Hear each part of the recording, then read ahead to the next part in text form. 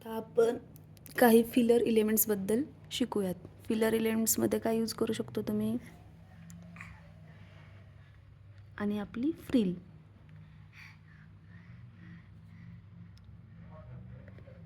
असंही यूज करू शकता, असंही यूज करू शकता. तुम्ही स्पायरलही यूज करू शकता.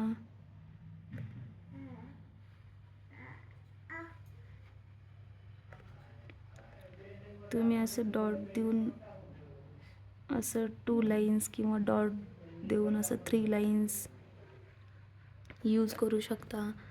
कधी कधी तुम्ही हे असं यूज करून, मग हे असं यूज करून असंही फ्रिल यूज करू शकता.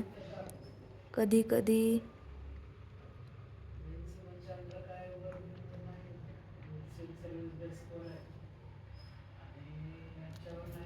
तुम्ही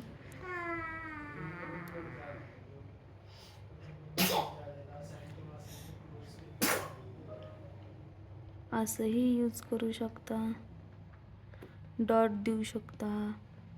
कधी कधी चेक्सही यूज करू शकता.